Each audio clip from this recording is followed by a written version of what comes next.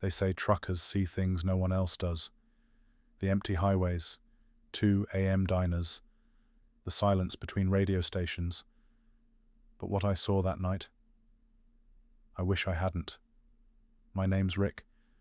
I've been driving 18-wheelers for 14 years. Never had an accident. Never picked up a hitchhiker. Never broke a delivery deadline. I was hauling refrigerated meat from Missoula to Chicago, crossing through the back roads of Montana. It was a quiet night. Too quiet. My CB radio was dead. No music, no chatter, just static. And then I saw it. A gas station, middle of nowhere, lights flickering like a dying heartbeat. I was low on fuel and lower on caffeine, so I pulled in. No other trucks, just a rusty sedan parked out back. Inside, the air smelled like bleach and burnt coffee. There was a guy behind the counter, maybe in his 50s, wearing an old security uniform. But here's the thing. He didn't move, didn't blink, just stared. I gave a polite nod, grabbed a Red Bull and walked to the counter. Still, no movement. I cleared my throat. "Pump 4, I said. Nothing. Then, he slowly raised his hand and slid me a cassette tape. Just a blank tape. No label, no explanation. "What's this?" I asked. He whispered, "Play it when you hit mile marker 117. Before I could ask more, the lights in the store cut out. Pitch black. When they flicked back on, maybe 2 seconds later, the man was gone. Gone. No footsteps, no back door, just empty silence. I ran back to my truck, heart pounding like a jackhammer. Told myself I was overtired, hallucinating, whatever. But I kept the tape. An hour later, just past midnight, I hit mile marker 117. Against every instinct, I popped the tape into my old stereo. Static. Then, a voice. It was the man from the gas station. "I know what you did, Rick. I damn near swerved into a ditch. You left him. On Route 9. The boy in the red hoodie. December 3rd, 2016. My stomach dropped. That wasn't possible. That incident, I never told anyone. Not a soul. Back then, I saw a kid waving on the side of a frozen highway. I didn't stop. Too risky. Could have been a setup. They found his body a week later in a ditch. Hypothermia.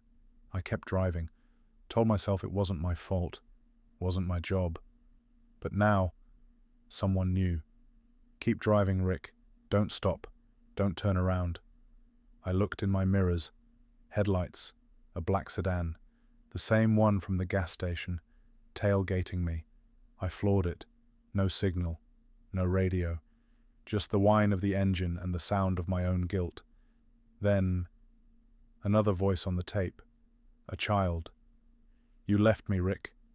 Now I'm not leaving you." That's when the cabin temperature dropped. Frost formed on the inside of my windshield. And my fuel gauge? Full 1 second. Empty the next. The truck died. I coasted onto the shoulder, completely alone. I looked in the mirror again. The sedan was gone.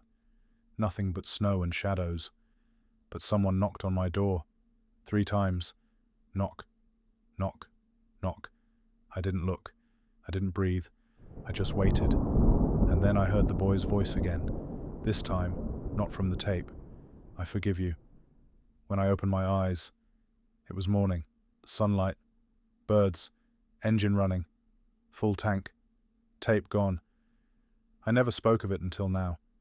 Sometimes at night, I still hear the knock. Sometimes I see red hoodies on the side of the road. And every now and then, someone leaves a blank cassette in my mailbox. So if you're ever driving alone at night, and you stop at a gas station that doesn't quite feel real, don't take the tape. Don't listen. And whatever you do, don't stop at mile marker 117.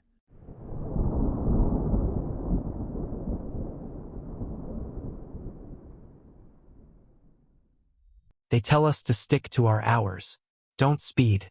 Keep the dash cam on. But there are things out on the road that won't show up on any footage. And sometimes, stopping at the wrong exit can change your whole life. My name's Jason Cole. Truck number 87429.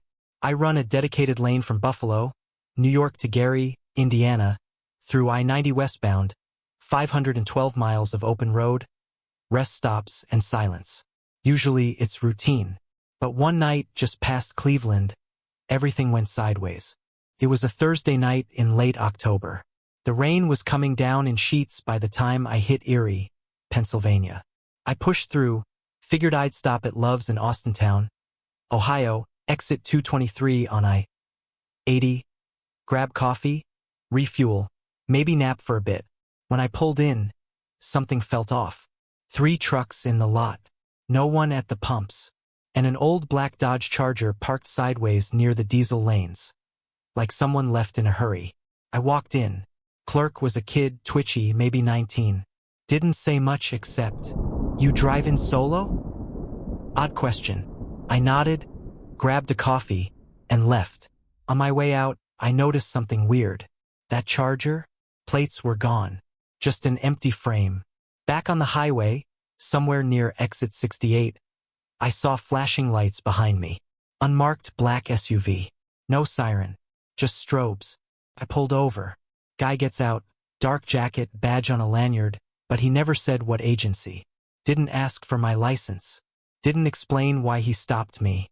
He just said, "We're looking for a missing girl. Blonde, 17.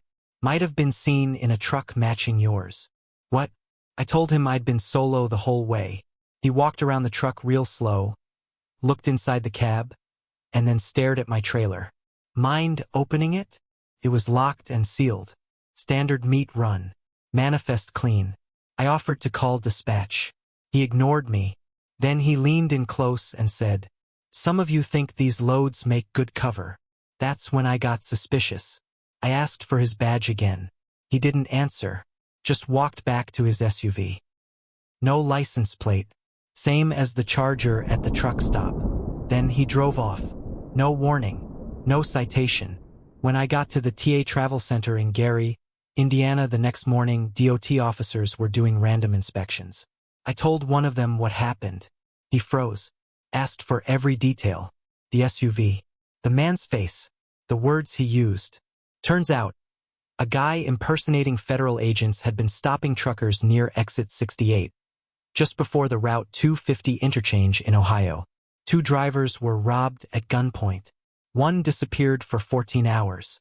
Another was found handcuffed to a tree in a ditch near Ashland. No one had seen the fake agent since. I pulled my dash cam footage, nothing. No plates, no clear face, like he knew exactly where the blind spots were. They never found the guy. Some think he was ex-law enforcement. Others think he was part of something bigger, cargo theft, maybe trafficking. All I know is this.